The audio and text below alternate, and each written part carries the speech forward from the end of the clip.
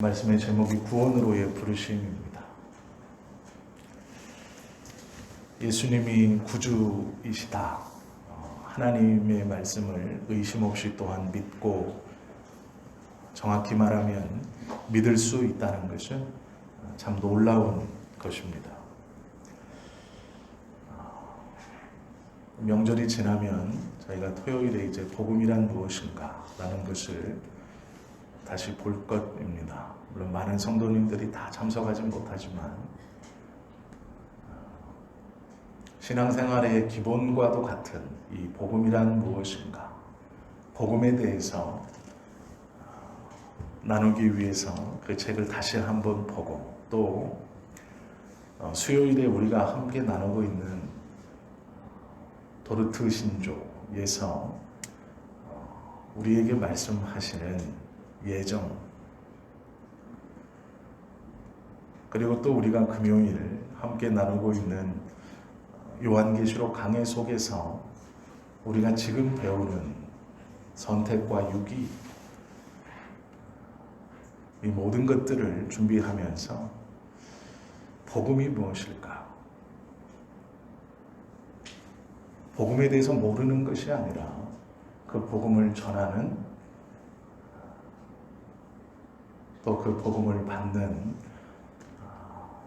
우리의 신앙의 모습이 어떠해야 하는가, 그것을 여러 번 고민하게 됩니다. 오늘 누가복음 5장의 말씀은 예수님께서 친히 레위를 부르시는 그러한 내용입니다. 그러나 이 내용을 가만히 보고 있으면 예수님께서 레위를 부르셨는데, 부르신 것은 레위인데 예수님의 주요 대화의 상대가 레위가 아닌 것을 우리는 알게 됩니다.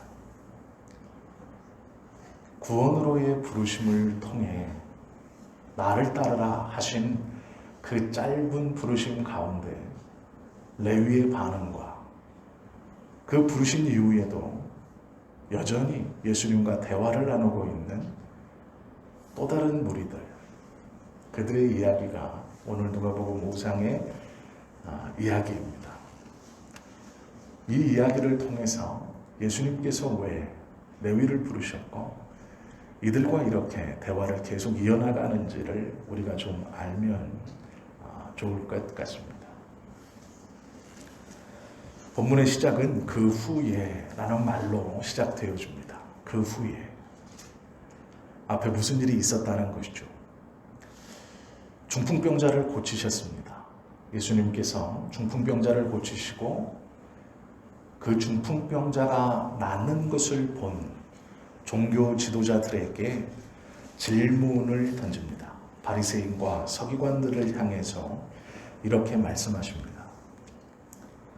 내 죄가 사하여졌느니라 하는 말과 일어나 걸어가라 하는 말 중 어느 것이 쉽겠느냐? 이 말씀은 너희의 생각에 내 죄가 사하여졌느니라 라는 말씀과 일어나 걸어가라 라고 하는 말 중 너희는 무엇을 할 수 있느냐? 라는 질문과도 같은 것입니다. 이 물음을 듣고 종교 지도자들은 생각했습니다. 죄를 사하여 준다. 이것은 검증되지 못하는 겁니다. 예수님께서 끝까지 내가 죄를 사했다라고 말씀하신다면 그것이 아니다라고 반박할 말이 없습니다. 그러나 일어나 걸어가라 라는 것은 그들의 생각에 혹여 좋은 의사나 의술에 능한 의사를 만난다면 고쳐질 수도 있는 것이었습니다. 물론 사람의 입장에서 중풍병에 걸린 사람을 깨끗하게 치유하는 것은 불가능합니다.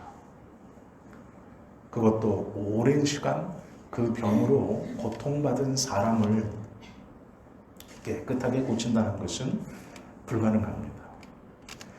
그 전 수많은 사람들이 그에게 붙어서 이 방법, 저 방법으로 고쳐보려고 했기 때문일 것입니다. 그렇게 많은 의사들이 달라붙어서 또 이 환자의 입장에서는 자신의 병을 고치고 싶어서 많은 의사들을 찾아다녔을 것입니다. 그러나 결국은 고침받지 못했습니다. 그것을 고치는 것도 사람의 힘으로는 불가능한 것입니다. 그런데 하물며 검증될 수 없는 죄를 사하여 준다라는 것은 그들의 생각에 더욱더 불가능한 것이었습니다. 예수님께서 그들에게 묻습니다. 일어나 걸어라 하는 말과 죄를 사해 주겠다라는 말 중 어느 것이 쉬울 것 같으냐? 그들은 생각했을 겁니다. 죄를 사하여 주는 것은 검증할 수 없고 일어나 걷는 것은 눈으로 볼 수 있는 것이니 후자가 더 쉽지 않을까? 그러나 만약 예수님께서 너희가 쉽다고 생각하는 것을 해봐라 라고 말한다면 그들은 곤란한 지경에 빠졌을 것입니다. 사람으로서는 육신의 질병도 죄에 사해주는 권세도 어느 것도 할 수 없습니다. 너희가 보기에는 무엇이 쉽게 보이느냐라는 말은 너희는 이 둘 중 하나라도 할 수 있느냐라는 질문입니다.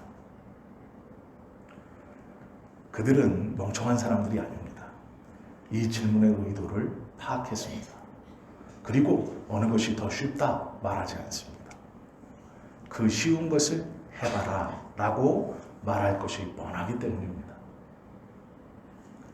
사람에게는 불가능한 이 일을 하나님이신 예수님은 두 개 다 하십니다. 너의 죄를 사했다. 일어나 내 자리를 들고 걸어가라.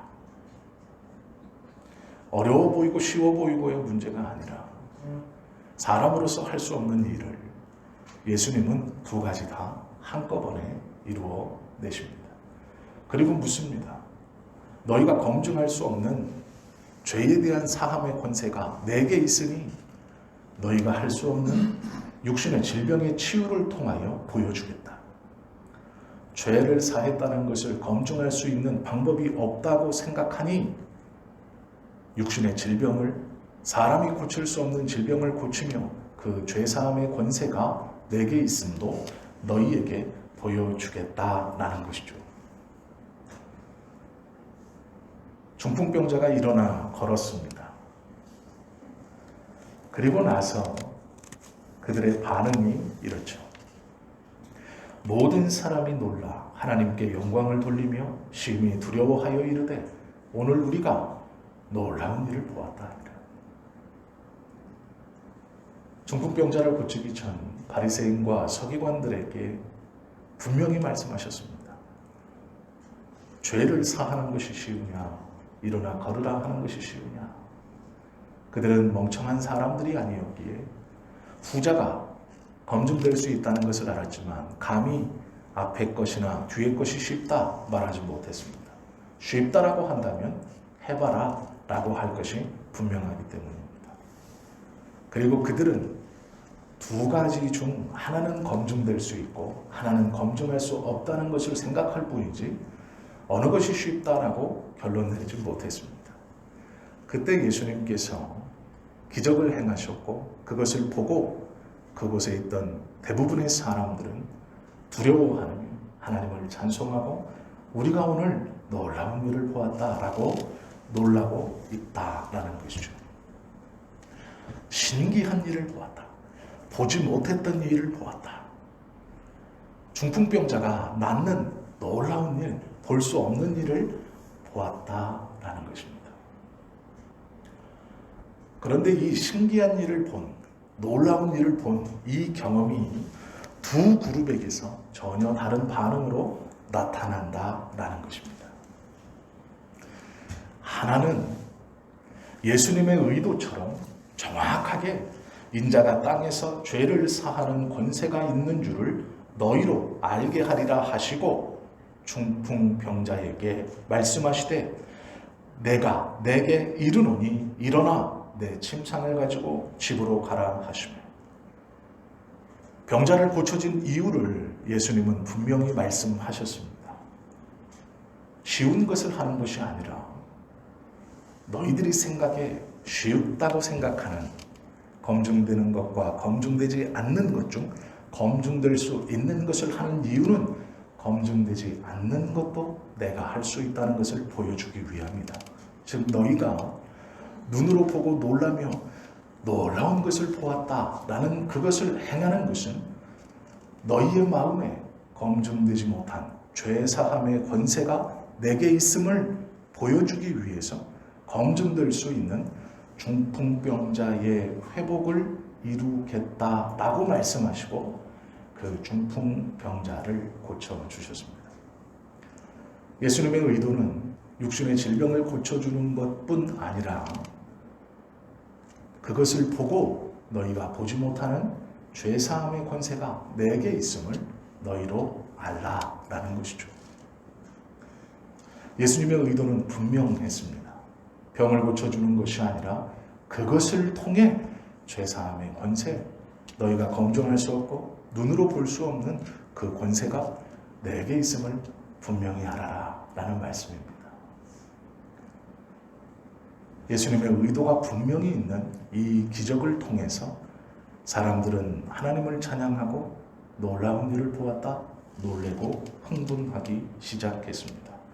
그런데 문제는 예수님께서 내가 병을 고친 것은 너희들이 보지 못하는 죄사함의 권세가 내게 있음을 보여주기 위해서 이 병을 고치는 것이다 라는 정확한 의도를 밝히셨음에도 불구하고 죄사함의 권세가 예수님에 있다는 것을 여전히 받아들이지 못합니다. 그들은 자신들의 생각으로 검증될 수 없는 것을 끝까지 검증되지 않았다 생각합니다. 즉 예수님의 의도가 분명함에도 그 의도가 분명한 사건을 듣고 눈앞에서 함께 보고 있음에도 그들은 예수님에게 죄사함의 권세가 있다는 것을 인정하지 않습니다. 즉 하나님께서 이 땅에 인간의 형상으로 보낸 우리의 죄를 사하시고 구원하시기 위해서 보낸 구세주이심을 인정하지 않았다라는 것이죠. 그저 놀라고 있을 뿐입니다. 본문에 보시면 하나님을 찬양했다라고 말하면서 하나님께 영광을 돌리고 있구나라고 생각할 수 있지만 이 본문의 내용은 예수님에 대한 불신입니다. 분명히 눈앞에서 눈을 마주보며 귀로 들을 수 있는 정확한 의도를 말씀하시고 행하신 기적에 대해 그들은 들은 것과 눈으로 본 것 중 눈으로 본 것만을 믿고 있습니다. 그리고 놀라고 있습니다. 귀로 들은 것에 대해서는 귀를 막고 있다라는 것입니다. 이 동일한 이적을 보고 예수님께서 세리인 레위를 부르십니다. 그때 이 레위는 그 한마디 나를 따라오라 라는 그 말씀에 모든 것을 버려두고 예수를 쫓았다 이야기하고 있습니다. 동일한 사건에서 이야기의 대화의 상대로 처음부터 5장 마지막까지 등장하고 있는 서기관과 바리새인들, 그들은 기적을 베푸는 이유를 직접 자신의 귀로 들었습니다. 그리고 그 기적을 자신의 눈으로 보았습니다. 그러나 그들은 귀를 막고 눈으로 본 것만을 믿고 놀라운 것을 보았다라고 놀라고 있습니다. 그것이 그들이 기적을 본 그들의 마음에 든 마지막입니다. 그것이 한계입니다. 그러나 레위라고 부르는 세리는 세리의 직을 감당하고 있는 이 레위라는 사람은 달랐습니다. 길게 대화하지 않습니다. 나를 따라오라 한마디에 그는 예수님을 따라갑니다. 어떻게 이럴 수 있었을까요? 예수님에 대해서 어떻게 바라보느냐의 차이입니다. 교회 안에 예배한다고 다 믿는 사람 같지만 그렇지 않습니다. 우리가 함께 하나님을 찬송한다고 우리가 다 하나님을 믿고 하나님의 백성처럼 행동하지만 그렇지 않습니다. 예수 그리스도를 나와의 관계에서 어떻게 바라보느냐? 좀 쉽게 설명드리면 예수님을 3인칭으로 보느냐 2인칭으로 보느냐의 차이입니다. 예수님을 상인칭으로 본다는 것은 나와 그입니다. 나와는 한 발 멀리 떨어져서 직접적인 관계가 없이 영향력을 직접적으로 주고받는 것이 없이 그입니다. 3인칭으로 본다는 것은 여보, 옆집의 순이가, 옆집의 순돌이가 라고 말하는 겁니다. 그 순이나 순돌이의 삶이나 그의 말은 나와는 크게 관계가 없습니다. 그냥 들었을 때 귀가 즐겁고 눈이 즐거울 수 있습니다. 그러나 내 아들은 다른 것입니다. 내 딸은 다른 겁니다. 우리 누구가 라는 것은 다른 것입니다. 부부간의 남편과 아내는 2인칭입니다. 나와 너입니다. 말을 서로 주고받을 뿐만 아니라 영향력을 서로 주고받습니다. 그러나 나와 그는 다릅니다. 그의 이야기를 들었을 때 재미있을 수 있고 호기심이 있을 수 있고 귀가 솔깃한 얘기고 눈이 즐거울 수 있지만 그의 이야기는 나에게 아무런 영향력을 미치지 않습니다. 그러나 나와 너의 이야기는 다릅니다. 너가 기분이 좋으면 함께 기분이 좋을 수 있고 너가 우울하면 나도 함께 기분이 우울해질 수 있습니다. 나와 가장 가까운 사람, 그 사람의 기분이 어떤가에 따라서 나의 기분도 영향을 받습니다. 그가 누군가를 좋다고 계속 얘기하면 나도 그에 대해 좋은 감정이 생깁니다. 내 자녀가 와서 자기의 친구 누구 하나를 계속 칭찬하면 나도 길거리에서 그 아이를 봤을 때 좋은 기분으로 그 아이에게 인사할 수 있습니다. 내 자녀가 와서 자신의 친구 중 누군가가 나쁘다고 계속 얘기한다면 나도 길거리에서 그 아이를 봤을 때 저 아이는 못된 아이야 라고 생각하게 됩니다. 이것이 2인칭과 3인칭의 차이입니다. 레위는 예수님을 2인칭으로 봤습니다. 나에게 영향력을 미치는 사람. 그의 말은 힘이 있었고 나의 영혼을 움직였습니다. 그의 말이 나에게 영향력으로 다가왔습니다. 그러나 바리새인과 서기관들은 직접 대화하고 있었음에도 그 대화의 상대가 2인칭이 아닌 3인칭이었습니다. 그였습니다. 너의 행동이나 말이 좋을 수 있고 귀를 즐겁게 하고 눈을 즐겁게 하지만 그것이 나에게 큰 영향력을 주지 못한다라는 것입니다. 이것이 2인칭과 3인칭의 차이입니다.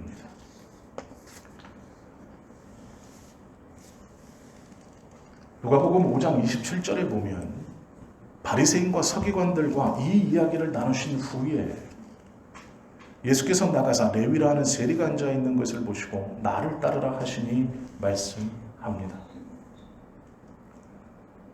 2인칭으로 보고 있던 레위를 부르심에 그는 즉각 반응합니다. 예수님을 따라 일어섭니다. 그리고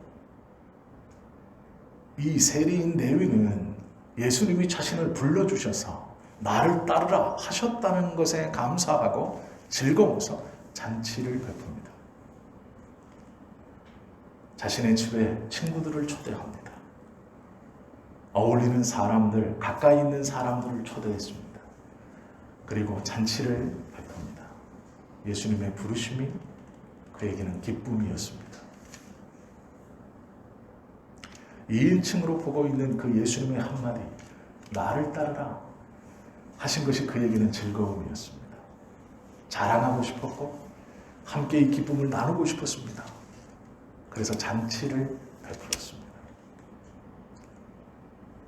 그리고 그 잔치에 바리새인들, 서기관들도 함께 따라 들어왔습니다.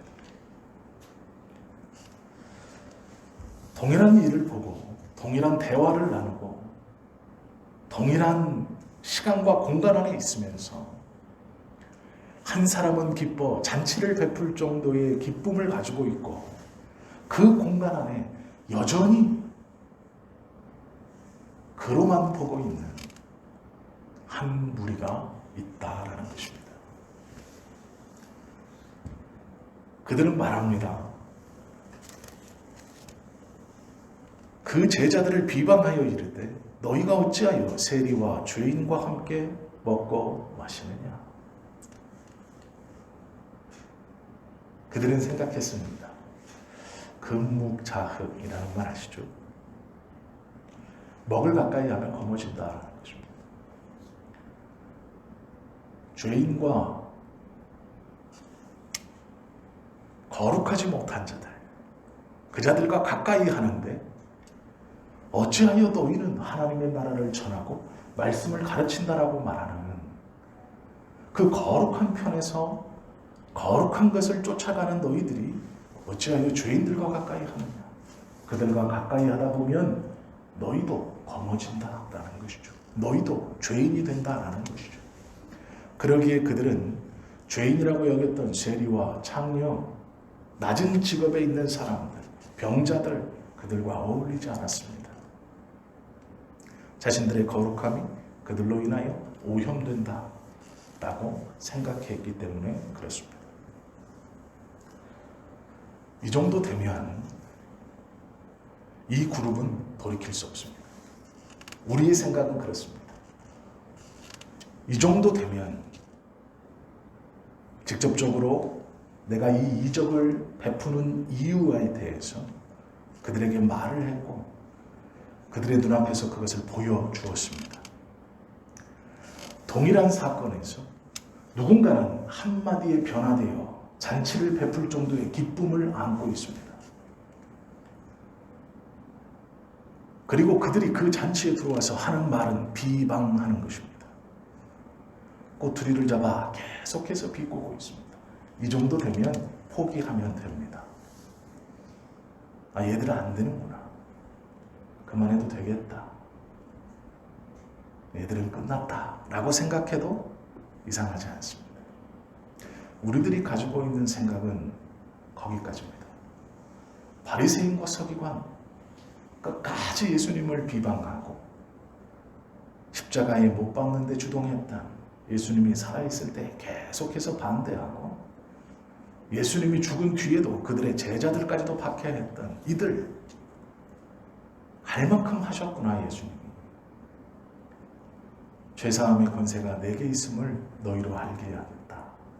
중풍병자를 고치는 이유는 너희들이 검증할 수 없는 그 죄사함의 권세가 내게 있음을 너희로 깨닫게 하기 위해서 이 기적을 베풀겠다. 그런데도 그들은 바뀌지 않았습니다. 동일한 기적을 보았는지 들었는지 모르는 세리인 레위가 예수님의 한마디에 변화되어 기쁨으로 잔치를 배설할 때도 그들은 그 공간 안에서 비교하고 비방하고 비난하고 있습니다. 여러분의 기회를 주었지만 바리새인과 서기관들은 복음을 받아들일 준비가 되어 있지 않았습니다. 그렇다면 이만큼 했으면 이제 포기해야 합니다. 대화의 상대를 바꿔야 합니다. 더 이상 그들과 대화할 필요가 없습니다. 그것은 시간 낭비입니다. 이것이 우리의 생각입니다. 이만큼 했으면 저 사람에게는 내가 최선을 다했다. 가족을 구원함에 있어, 친구들에게 복음을 전함에 있어, 우리가 누군가에게 하나님의 나라를 전함에 있어 이만큼 했으면, 내가 이만큼 기도했고 이만큼 노력했으면 이제는 되었다. 누군가는 변화를 받았기 때문에 저도 충분히 그런 변화의 기회가 있었지만 그가 거부했다. 이 정도면 되었다라고 우리도 생각할지 모릅니다. 예수님께서 레위를 부르신 이유는 분명합니다. 레위는 예수님의 부르심에 기뻐하여서 잔치를 배설했습니다. 잔치의 주인공을 분명히 명시하고 있습니다. 레위는 잔치를 베풀면서 자신의 부르심으로 기뻐 잔치를 배설하고 잔치를 베풀었지만 그 주인공을 예수님이라고 분명히 명시하고 있습니다. 예수님을 위하여 잔치를 베풀었습니다. 제가 지난 시간 말씀을 드렸죠. 어긋나 있는 인간관계를 회복시키는 것은 돈은 내가 쓰고 그 주인공의 자리에 그 사람을 올려놓으면 관계가 회복됩니다. 내가 한턱 쏠게. 그러면 한턱 쏘는 사람이 주인공이 되는 것입니다. 그러나 턱은 내가 쏘고 네가 오늘의 주인공이야 라고 하면 그 관계는 돈독해집니다. 회복되어질지도 모릅니다. 밥은 내가 사면서 상대방을 높여준다면 그 관계가 나빠질 리가 없습니다. 레위가 그런 것이죠. 내가 쏠게. 그러나 이 자리의 주인공은 예수님이야. 그렇다면 예수님께서는 한턱을 쏜 레위에게 대답하시고 얘기하고 대화하셔야 됩니다. 나를 주인공으로 고맙다. 칭찬하셔야 합니다. 이것을 본받아 말씀하셔야 됩니다. 그러나 예수님은 그러지 않습니다. 예수님의 관심사는 여전히 바리새인과 서기관들입니다. 그 잔치 자리에서도 예수님은 여전히 그들과 대화하십니다. 이것이 예수님의 마음입니다. 예수님이 왜 레위를 부르셨는가? 그들과의 대화 때문입니다. 부르심을 받은 레위가 주인공이 아닙니다. 부르신 그 일을 통해서 바리새인과 서기관들을 끌어 복음 안으로 더 한 걸음 당기는 포기하지 아니하시고 한 번 더 그들에게 복음이 무엇인가를 끈질기게 설명하고 계시는 것이 예수님입니다. 이것이 우리 주님의 마음입니다.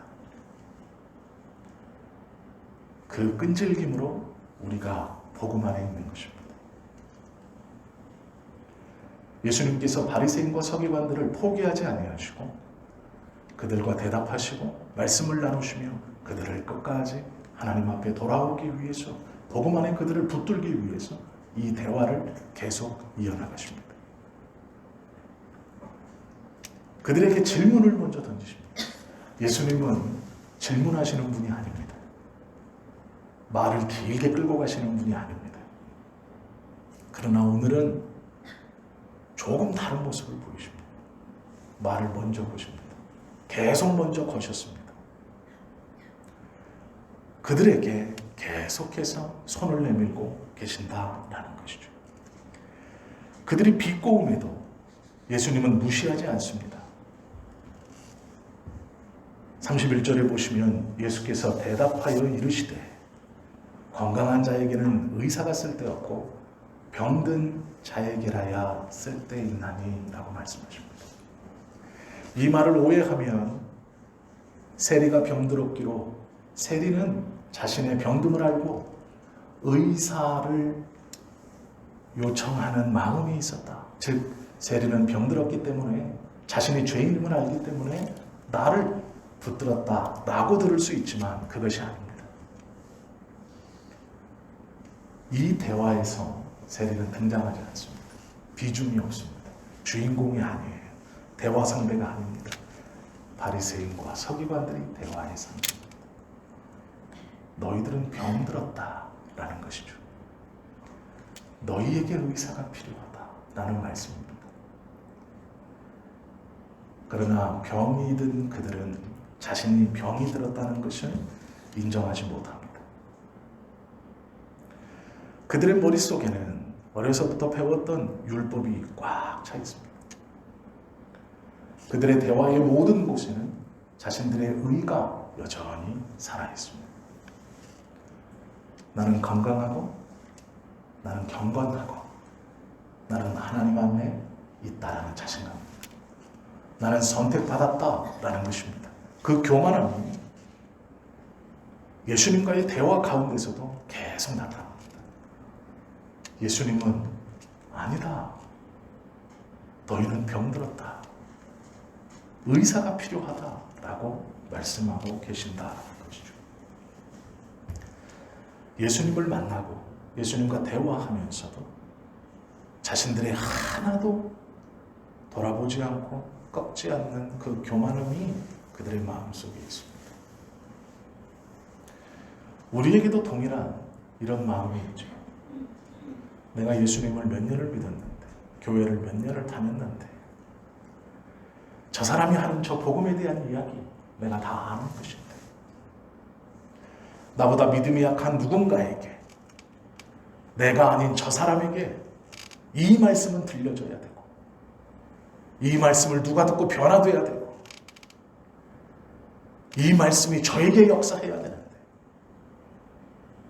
자신은 이미 건강하고, 자신은 이미 경건하고, 자신은 이미 복음 안에 확실히 서 있다는 그 자신감, 아니 어쩌면 교만함이 평소에 우리로 하나님의 말씀이 들려지는 그 모든 순간 하나님의 말씀을 무시하게 하는 것이고, 내주하시는 성령께서 하나님의 뜻을 우리 안에 불어넣어 주시는 그 선택의 순간순간 우리는 자신의 눈에 좋은 대로, 자신의 마음에 원하는 대로 그것들을 선택해가며 이것이 하나님의 뜻이라는 자기의 정당함에 빠져 하나님의 음성을 묵살하고 있는 것은 아닌가 돌아보아야 합니다. 33절에 보면 그들이 예수께 말하되 요한의 제자는 자주 금식하며 기도하고 바리새인의 제자들 또한 그리하되 당신의 제자들은 먹고 마십니다 말합니다. 이것은 분명히 예수님을 위해서 배설된 잔치입니다. 그런데 그곳에서 먹고 마신다는 것도 시비입니다. 좋다, 요한의 제자들. 정식으로 어려서부터 율법을 배운 것이 아니라 광야로 나가서 그의 아버지는 비록 제사장이었지만 어려서부터 기행을 일삼았던 요한, 광야에 나가 거의 벗은 몸으로 살며 메뚜기와 석청을 먹고 사는 그래, 그도 하나님의 선지자라고 인정하여 그들의 제자들도 금식하지만 또 바리새인의 제자들 또한 그리하는데, 이건 서기관들이 한 얘기일 겁니다. 자신들이 최고 위에 있고 그 아래에 바리새인들이 있고 요한도 그 아래에 있다라는 것이죠. 당신의 제자들은 먹고 마십니다. 기본조차도 있지 않습니다. 최소한 하나님의 말씀을 전한다, 복음을 논한다 라고 하면 이런 것은 있어야죠. 그러나 당신의 제자들은 그것도 없습니다.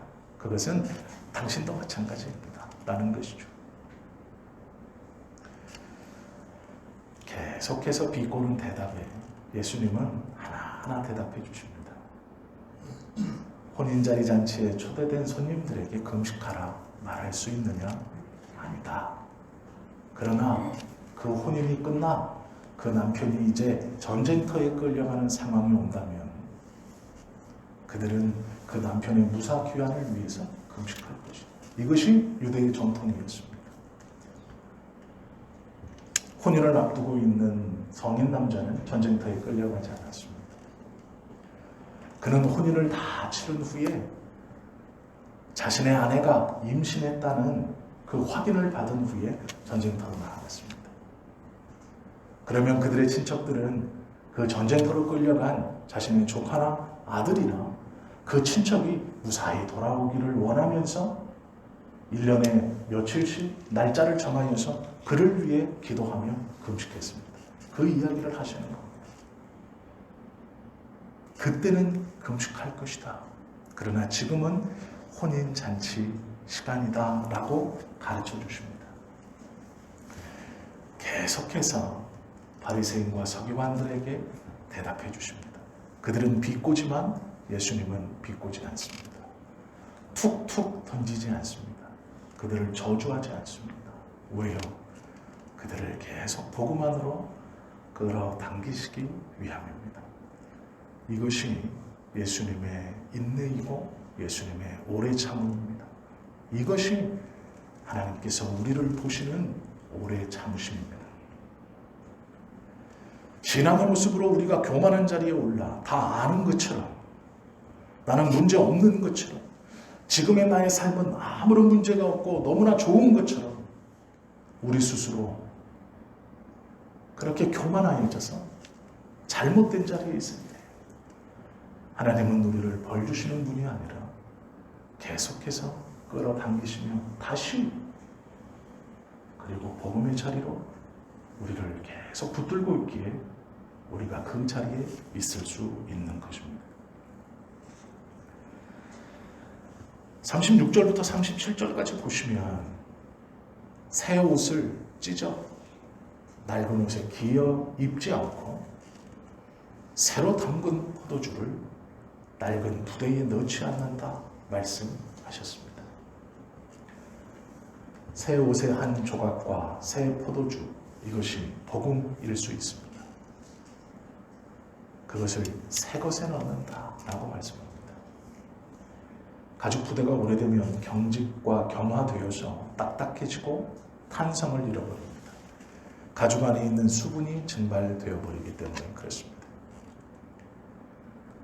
포도주가 발효되면 그 안에서는 가스가 나와 그 포도주를 안에서부터 부풀리기 때문에 같이 늘어나지 않는다면 포도주의 가죽은 터져버릴 것입니다. 그 당시 포도주의 가죽은 염소나 양의 가죽을 썼습니다. 그것들은 탄력이 좋았습니다.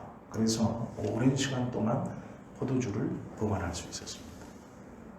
그러나 한번 포도주를 보관하여 늘어났던 가죽에 그 늘어난 만큼의 양만큼 다시 포도주를 꽉 채우고 입구를 막아버린다면 새 포도주에서 나오는 가스가 그 늘어났던 가죽 부대보다 더 크게 부풀리해서 부대를 터뜨리고 포도주는 쏟아지고 맙니다.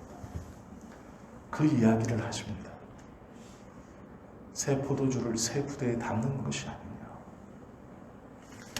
너희가 가지고 있던 너희의 선입견과 너희의 생각을 버려라 라는 것이죠. 너희가 기존에 가지고 있던 것으로는 담을 수 없다라고 말씀하시는 것입니다. 완전히 변화되어야 한다라는 것이죠. 복음을 받아들임에 있어 내가 생각하는 어떠함 중요하지 않습니다. 그것으로 담을 수 없다라고 말씀하시는 것입니다. 예수님께서 주신 말씀은 그들로 새로운 사람이 되어야 한다라고 말씀하고 있는 것입니다. 우리에게도 마찬가지입니다. 새로운 사람이 되어야 한다라고 말씀하십니다. 성경은 두 구절을 비교하고 있습니다. 누가복음 5장 28절입니다. 그가 모든 것을 버리고 일어나 따르니라. 묵은 포도주를 마시고 새 것을 원하는 자가 없나니 이는 묵은 것이 좋다 하니라. 묵은 것을 마신 자들은 바리새인과 서기관들입니다. 그리고 그것이 좋다라고 말하고 있습니다. 그러나 레위는 모든 것을 버리고 일어나 예수님을 따랐습니다. 완전한 변화. 내가 과거에 레위였던가 죄인이었던가 상관하지 않습니다. 예수님의 부르심은 나의 신분, 나의 행위가 무엇이었는가가 그의 부르심에 꺼림이 되거나 조건이 되지 않습니다. 그가 부르심에 응답하는 모든 사람은 과거의 어떠함이 중요하지 않습니다. 일어나 따라가면 되는 것입니다. 그 일어나 따라간다는 것은 완전히 새롭게 모든 것을 예수님의 말씀, 하나님의 뜻 안에서 바꾸어진다라는 것입니다. 우리가 이 바리새인과 서기관처럼 하나님의 말씀을 압니다. 혹여 예수님과 같은 자리에 있습니다. 혹여 그 예수님과 대답하며 말씀을 나누고 그 예수님과 교류하고 있습니다. 그러나 완전히 바뀌지 않는다면 우리는 여전히 내가 가지고 있는 예수님, 내가 가지고 있는 하나님, 나로 출세케 하고 성공케 하실 그 하나님, 그 예수님을 여전히 내 생각의 하나님을 붙들고 있는 어긋난 신앙 안에 빠져 있는지도 모릅니다. 완전히 새롭게 된다는 것은 모든 것을 버리고 가족을 버리라는 말씀이 아니고 재산을 버리라는 말씀도 아닙니다. 자신의 선입견, 잘못된 신앙관, 잘못된 믿음의 행태를 버리고 예수님의 인내와 열심으로 계속해서 우리에게 복음에 대해서 복음으로의 초청을 하고 계시는 그 하나님 앞에 나아가야 함을 말씀주고 있다라는 것입니다. 세리든 장녀든 죄인이든 병자든 상관이 없습니다. 예수님의 부르심을 들고 일어나 따라 쫓으면 됩니다. 그리고 쫓으며 자신의 생각을 다 내어버리고 하나님의 말씀으로 나의 모든 것을 새롭게 한다는 각오이면 됩니다. 내주하시는 성령께서 간절히 그것을 원하는 당신의 백성들에게 그리 역사해 주실 것입니다. 내주하시는 성령께서 내가 가지고 있는 잘못된 신앙의 행태들을 깨닫게 해주시고 그것을 하나님 앞에 고백하게 해주실 것이고 하나님의 말씀으로 새로운 믿음이 하나님께서 원하시는 바른 믿음이 우리 안에 생성되게 해 주실 것입니다. 그것이 복음입니다. 우리는 어느 순간 언제든 교만한 자의 자리에 올라갈지 모릅니다.